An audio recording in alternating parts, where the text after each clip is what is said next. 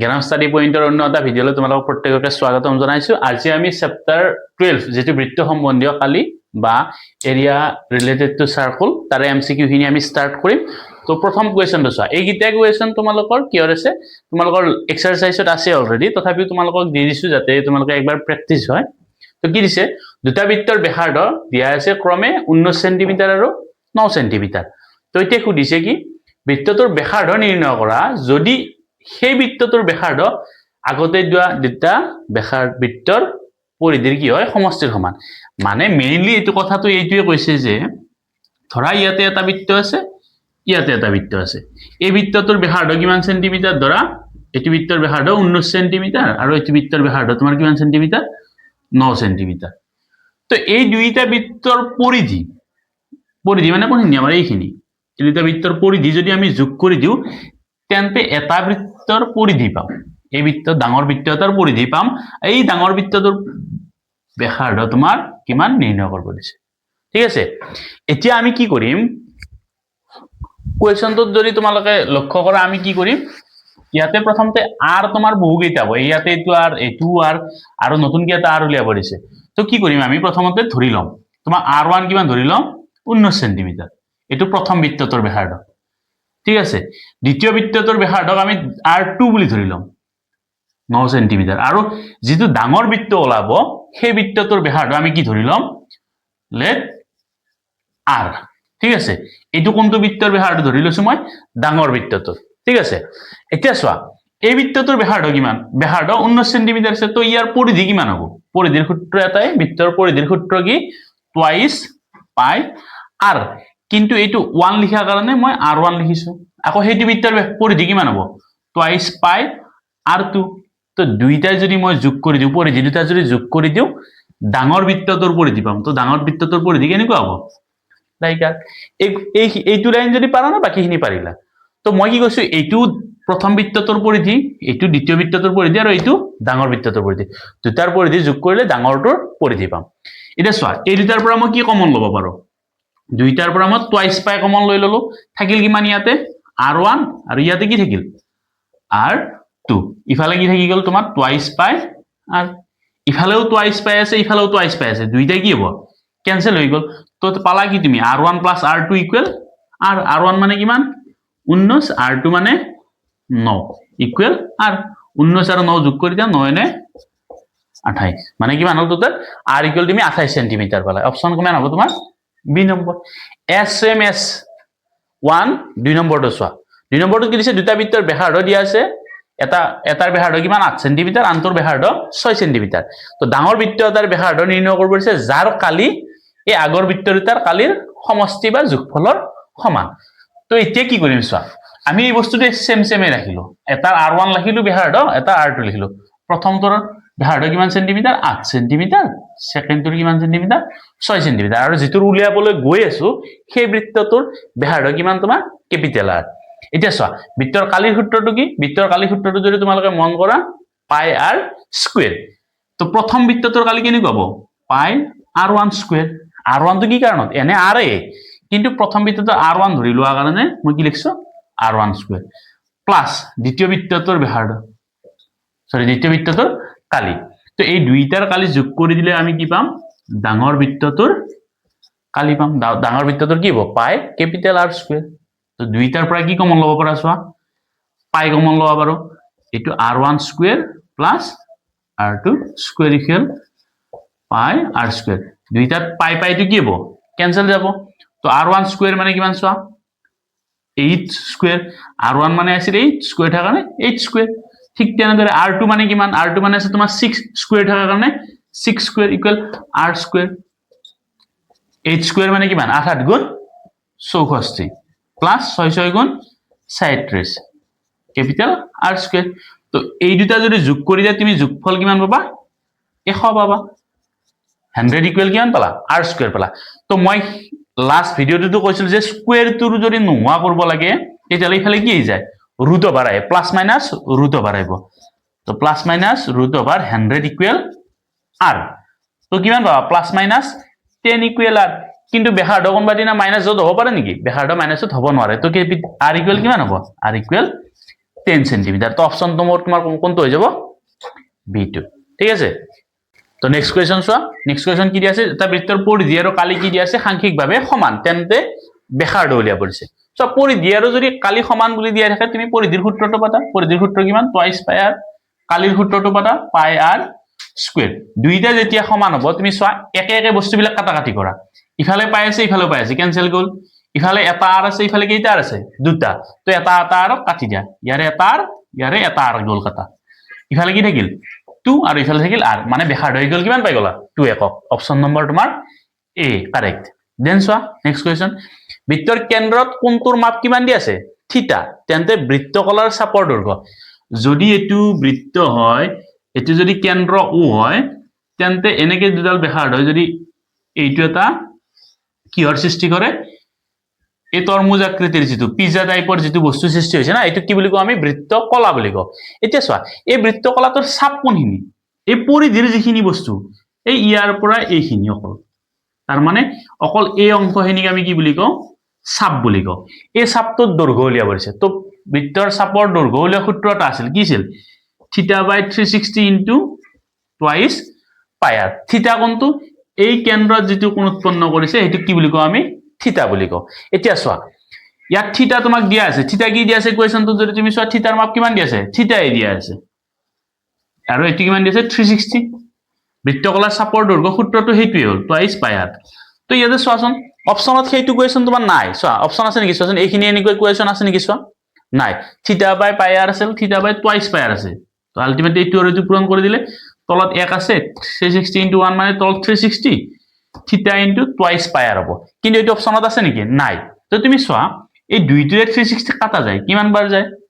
3 1 গুণ 2 1 গুণ 2, কিমান বাকি ৰল এতে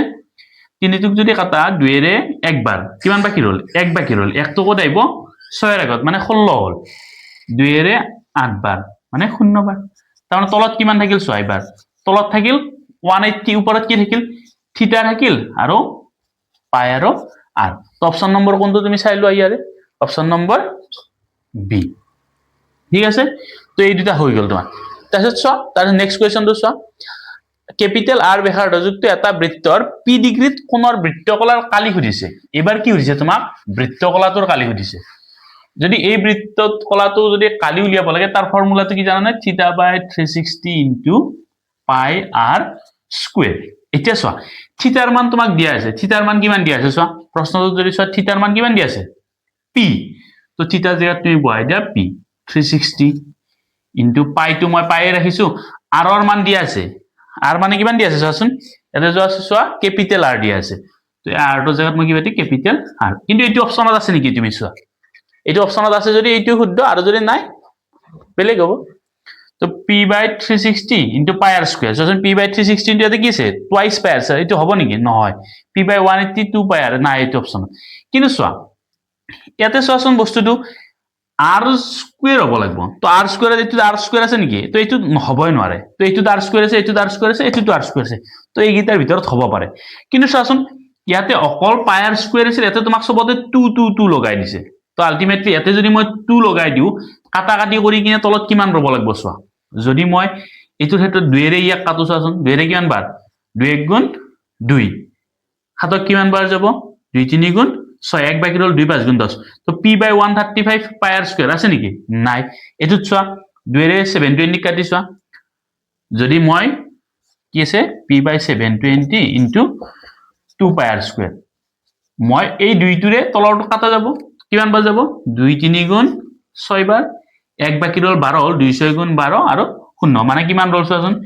পি বাই 360 আৰু ওপৰত কি হ'ল পাই আৰ স্কুৱেৰ। তো এইটো অপশন এইটো হয় নে নহয় চোৱা, তো মিলি গৈছে, তো অপশন নম্বৰ কোনটো হ'ব তোমাৰ C2 হ'ব তোমালোকৰ কাৰেক্ট এনসাৰ। তো নেক্সট কুৱেশ্যন চোৱা, নেক্সট কুৱেশ্যন কি দিয়া আছে এটা বৃত্তৰ কেন্দ্ৰস্থ কোণ কিমান দিয়া আছে 1 ডিগ্ৰী। কেন্দ্ৰস্থ কোণ মানে বেলেগ একো নহয়, কেন্দ্ৰস্থ কোণ মানে কেন্দ্ৰত যিটো কোণ উৎপন্ন কৰে সেইটোকে আমি কি বুলি কওঁ কেন্দ্ৰস্থ কোণ কওঁ। তো সুধিছে বৃত্তকলাটোৰ কালি হ'ব, যদি তুমি বৃত্তটো চোৱা বৃত্তটো আঁকিলো, তো বৃত্তৰ কেন্দ্ৰস্থ কোণ মানে কেন্দ্ৰত কিমান ডিগ্ৰী উৎপন্ন কৰিছে 1 ডিগ্ৰী উৎপন্ন কৰিছে, তাৰমানে থিটাৰ মান কিমান 1 ডিগ্ৰী। তো আগৰ কুৱেশ্যনটোৰ নিচিনাই সেম বৃত্তকলাৰ কালি ওলাব দিছে, বৃত্তকলাৰ কালি কিমান থিটা বাই 360 ইনটু পাই আৰ স্কুৱেৰ থিটাৰ জেগাত 1 হ'ব 1/360 ইনটু পাইটো পাই ৰাখিলো আৰু তো আৰে ৰাখিলো তো সদায় তলে তলে পূৰণ উপৰে উপৰে পূৰণ পূৰণৰ ক্ষেত্ৰত কি সদায় ভগ্নাংশৰ তলে তলে পূৰণ উপৰে পূৰণ 360 লগত 1 পূৰণ কৰিলে কি হয় 360 একৰ লগত যি পূৰণ নকৰা সেইটো পাবা পাবা না নোপোৱা একৰ লগত যদি নিকুচাৰ আকৌ পূৰণ কৰি দিয়া তো কি পাবা নিকুচাৰেই পাবা গতিকে 360 হ'ল আৰু 1 ইনটু পাই আৰ স্কুৱেৰ মানে কিমান পাম পাই আৰ স্কুৱেৰ আলটিমেটলি অপচন নম্বৰ কোনটো correct option number D correct then চোৱা দেন কি সুধিছে তোমাক এইটো 10 নম্বৰটো হৈছে 22 সেন্টিমিটাৰ পৰিধিযুক্ত এটা বৃত্তৰ কি উলিয়াব দিছে তোমালোকক চকটোৰ কালি উলিয়াব চক জানানে চক মানে কি চাৰিআলি চক হিয়াৰ পৰা চক তেনেকুৱা নহয় কি চক চক মানে হৈছে এই যে আমি 7 নম্বৰ চেপ্টাৰ শিকিছিলো এইখন শিকিছিল না কাৰ্টেজৰ স্থানাংক প্ৰণালী তাৰে এই একোটা কি বুলি কয় এইটো এটা কি বুলি কয় চক বুলি কয় তেন্তে বৃত্তটোত কেইটা চক থাকিব বৃত্তটোত চক থাকিব তোমাৰ কিমানটা বৃত্তটোত কেইটা চক থাকিব যদি তুমি ভাগ কৰা চোৱা কেইটা চক পাবা 4টা তো এই এটা চকৰ কালি উলিয়াব দিছে এই চকটো কালি উলিয়াব দিছে তো দেখাত চোৱাচোন যদি তুমি ছবিটোত লক্ষ্য কৰা চকটো দেখাত এই পিজা আকৃতিৰ নিচিনা তাৰ মানে এইটো কি হ'ব বৃত্ত কলা তো বৃত্ত কলাৰ কালি সূত্ৰটো বহালে হ'ব কিন্তু তোমাক ইয়াত আৰ দিয়া নাই ইয়াতে থিটাৰ মানো দিয়া নাই আৰৰ মানো দিয়া নাই থিটাৰ মানো নাই আৰৰ মানো নাই তুমি এইটো উলিয়াই ল'ব লাগিব তেতে চোৱা যদি এই স্থানাংক প্ৰণালীখন যদি তুমি লক্ষ্য কৰা এটা কিমান ডিগ্ৰীকে থাকে 90 ডিগ্ৰী তো এটো কিমান ডিগ্ৰী থাকিব 90 ডিগ্ৰী তাৰ মানে থিটাৰ মান পালা তুমি 90 ডিগ্ৰী ঠিক আছে এতিয়া চোৱা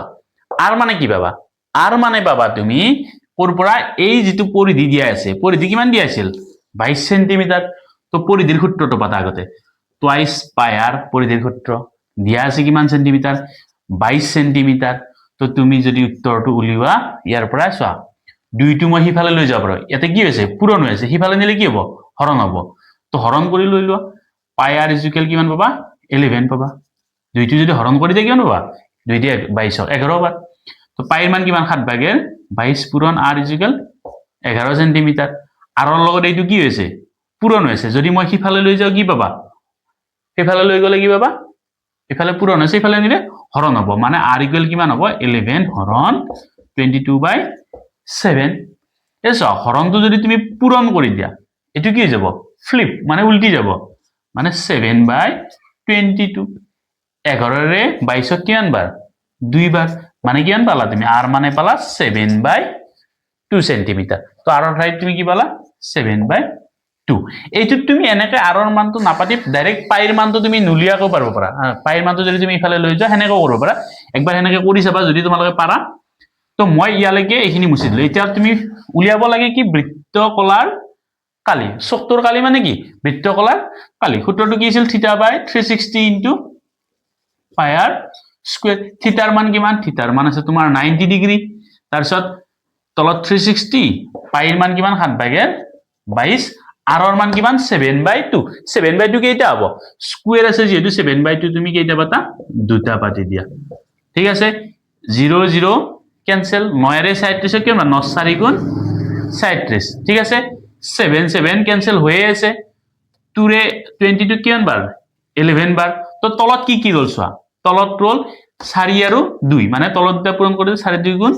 8 ওপৰত দুটা পূৰণ কৰা 11 আৰু 7 মানে 77 आंसर কোনটো হ'ব 77/8 সেন্টিমিটার স্কয়ার মানে অপশন নাম্বার তোমার ডি হৈ গল তোমার কারেক্ট ঠিক আছে নেক্সট কোয়েশ্চনটো চোৱা কি দিয়া আছে এবাৰ ঘড়ীৰ কথা দিয়া আছে ঘড়ীৰ মিনিটৰ কাটাডাল কিমান দৈৰ্ঘ্য দিয়া আছে 14 সেন্টিমিটাৰ তো এতিয়া কি কৰিছে 15 মিনিটত ঘড়ীৰ কাটাডালৰ ঘূৰ্ণনৰ কালি উলিয়াব দিছে যদি তুমি ঘড়ীটো যদি আঁকিবলৈ চোৱা ঘড়ীটো সবে দেখিছা নিশ্চয় তো ঘড়ীত কি থাকে চোৱা ঘড়ীটোৰ একেবাৰে ওপৰৰ ফালে থাকিব তোমাৰ 12 তলত কি থাকে 6 ইফালে কি থাকিব 3 ইফালে থাকিব 9 যদি তুমি ভাগ কৰা ইয়াতে 1 2 4 5 7 8 10 আৰু 11 এতিয়া চোৱা যদি তুমি ঘড়ীটো দেখিছা তেন্তে মিনিটৰ কাটাডাল চাবাচোন একদম ইয়ালৈকে লাগি থাকে এনেকে লাগি থাকে না এইডাল হৈছে তোমাৰ মিনিটৰ কাটা আলটিমেটলি মিনিটৰ কাটাডাল 14 সেন্টিমিটাৰ দিয়া আছে মিন্স কি ইয়াৰ পৰাই তোমাক কি দিয়া আছে বৃত্তটোৰ ব্যাসাৰ্ধ দিয়া আছে তো ব্যাসাৰ্ধ কিমান দিয়া আছে তোমাক 14 সেন্টিমিটার তার মানে তুমি আর পাই গলা 14 সেন্টিমিটার এতিয়া মোক এটা কথা কব লাগে তে ধৰা ঘড়ীটোত কেইটা পাইছে এতিয়া কেইটা বাজিছে ধৰা 9টা বাজিছে এইডাল ঘণ্টাৰ কথা হা এইডাল ঘণ্টাৰ কথা তো এতিয়া কেইটা বাজিছে 9টা 15 মিনিট পিছত 15 মিনিট পিছত এই মিনিটৰ কথাডাল কোক লাগি আহিব মিনিটৰ কথাডাল ইয়াৰ পৰাই কোক লাগিব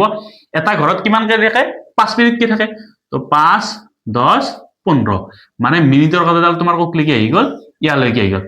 তো আলটিমেটলি ঘুৰিলে কোনখিনি এইখিনি অংক ঘুৰিলে না নাই তো দেখাত এইটো কেনেকুৱা হৈছে চোৱাচোন দেখাত এইটো কেনেকুৱা হৈছে এটা পিজ্জা আকৃতিৰ মানে বৃত্ত কলা আলটিমেটলি তোমাক কিহৰ কালি উলাব দিছে বৃত্ত কলাৰ কালি উলাব দিছে এতিয়া তোমাক বৃত্ত কলাৰ কালি উলাব লাগিলে সূত্ৰটো কি থিটা বাই 360 ইনটু পাই আৰ স্কয়াৰ স্যাৰ ইয়াতে কি লাগিব স্যাৰ ইয়াত লাগিব থিটাৰ মান আৰু আৰৰ মান কিন্তু তোমাক থিটাৰ মান আছে নেকি দিয়া থিটাৰ মান দিয়া না আৰৰ মান বাৰু পাই গলা তুমি 14 সেমি তো থিটাৰ মান কেনেকৈ উলিয়াবা থিটাৰ মান কেনেকৈ উলিয়াব চাবা এই যে ঘড়িটো আঁকিছিলা টোটাল কেইটা ভাগ আছে চোৱাচোন সমান ভাগ 12 ৰ পৰা 1 2 3 4 5 6 7 8 9 10 11 12 টোটাল ঘড়িটোত কিমানটা ভাগ আছে 12টা সমানে ভাগ আছে এটা ঘূৰণিয়াত কিমান ডিগ্ৰী থাকে এটা ঘূৰণিয়াত থাকে 360 ডিগ্ৰী ঠিক আছে সমানে 12টা ভাগ কৰি দিয়া কিমানকে পৰব 12 3 গুণ 37 আৰু শূন্যটো মানে এটা ভাগত কিমান ডিগ্ৰী কে পৰি আছে 30 ডিগ্ৰী কে পৰি আছে তো যদি এটা ভাগত 30 ডিগ্ৰী এই 15 মিনিটত কেইটা ভাগ আছে চোৱাচোন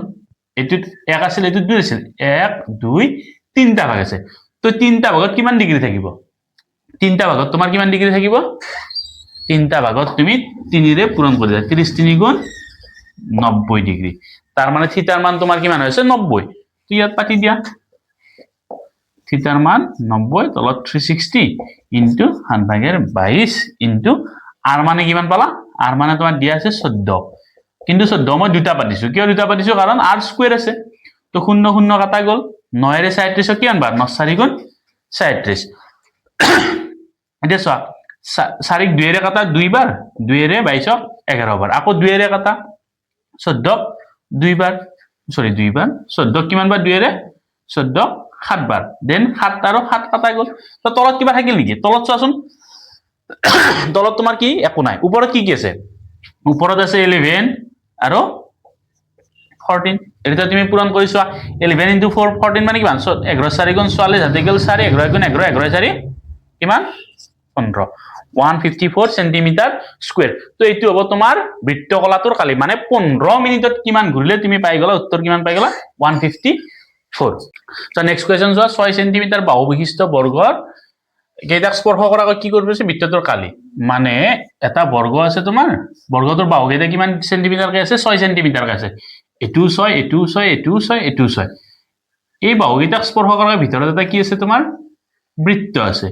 এই বৃত্তটোৰ কি ওলাব আছে বৃত্ত হোৱা নাই নহলিও এটি বৃত্ত বুলি ধৰি লৈছো আমি এই বৃত্তটোৰ কালি ওলাব আছে ঠিক আছে বৃত্তটোৰ কালি সূত্ৰ কি আছিল পাই আৰ স্কয়াৰ কিন্তু বৃত্তটোৰ আৰ জানো নেকি না জানো কিন্তু চোৱা যদি এইডাল 6 সেন্টিমিটাৰ তাৰ মানে এইডালও 6 সেন্টিমিটাৰ এইডাল কি হবো এইডাল আৰ এইডাল তো সমান সেইকাৰণে এইডালও 6 সেন্টিমিটাৰ কিন্তু এইডাল কি বৃত্তটোৰ এইডাল ব্যাস যদি ব্যাস 6 সেন্টিমিটাৰ ব্যাস যদি 6 সেন্টিমিটাৰ ব্যাসাৰ্ধ কিমান হ'ব ইয়াৰ আধা 6/2 মানে 3 সেন্টিমিটাৰ তো আৰৰ মান কি পাতিম মই 3 কিন্তু ইয়াত চোন অপচন কেইটাত প্ৰত্যেকতে পাই আছে তো পাইৰ ভ্যালুটো আমি পুট নকৰো হা তো পাইটো মই পাই ৰাখছো আৰৰ মানটো 3 স্কয়াৰ মানে কিমান হ'ব 3 স্কয়াৰ মানে 9 পাই আলটিমেটলি आंसर কোনটো হল তোমাৰ ডি দেন যোৱা নেক্সট কোৱেশ্চন চোৱা 70 সেন্টিমিটাৰ ব্যাস যুক্ত এটা চকাই এপাকত অতিক্ৰম কৰা দূৰত্ব ওলাব আছে কিহত ওলাব আছে মিটাৰত ওলাব আছে তো তোমাক 70 সেন্টিমিটাৰটো কি দি আছে ডি দি আছে 70 সেন্টিমিটাৰ তোমাক কি দি আছে ব্যাস তো ব্যাসাৰ্ধ কিমান হ'ব ব্যাসাৰ্ধ ইয়াৰ আধা আধা মিন্স কিমান হ'ব তুমি 2 ৰে হৰণ কৰি দিলে ইয়াক কিমান পাবা 35 সেন্টিমিটাৰ এতিয়া চকাই যদি পাক ঘূৰোৱাৰ কথা হদে সদায় মন কৰিবা পাক ঘূৰাৰ কথা হদলে সদায় কি হ'ব হেতু পৰিধিৰ সূত্ৰ আহিব তো পৰিধিৰ সূত্ৰটো কি টুৱাইস পাই আৰ তো 2 ইনটু পাইৰ মান কিমান 7/22 আৰৰ মান কিমান তোমাৰ 35 7 ৰে 35 কিমান বাৰ 7 5 গুণ 35 22 2 গুণ 44 44 পূৰণ 5 কিমান 44 পূৰণ 5 হলে কিমান 4 5 গুণ 20 হাতে গল 2 4 5 গুণ 20 20 22 কি হল এটো যেটো এটো সেন্টিমিটার আছিল এটো কি হল ওলাল তোমাৰ সেন্টিমিটাৰ কিন্তু উলিয়াব কি দিছে মিটাৰত তো মনত ৰাখা 1 মিটাৰত কিমান সেন্টিমিটাৰ 100 সেন্টিমিটাৰ তো ইয়াক কি দি হৰণ কৰি দিম মই 100 ৰে যদি হৰণ কৰি দিও উত্তৰটো কি ওলাব মিটাৰত ওলাই যাব তো 100 ৰে হৰণ কৰিলে যা 0 0 কাটা গল তলত এটা শূন্য থাকিল মানে তলত থাকিল 10 ওপৰত থাকিল 22 যদি তলত শূন্য থাকে উলিয়াব সহজ এটা শূন্য আছে মিন্স কি এটা এৰি দশমিক তাৰ মানে কিমান হ'ল 2.2 মিটাৰ অপশ্যন এ তো এইখিনি আছিল তোমালোকৰ 12 নম্বৰ চেপ্টাৰৰ MCQ তো আশা কৰো ভাল লাগিল প্ৰত্যেকৰে চেনেলটো সাবস্ক্ৰাইব কৰি ল'বা লাইক কৰিবা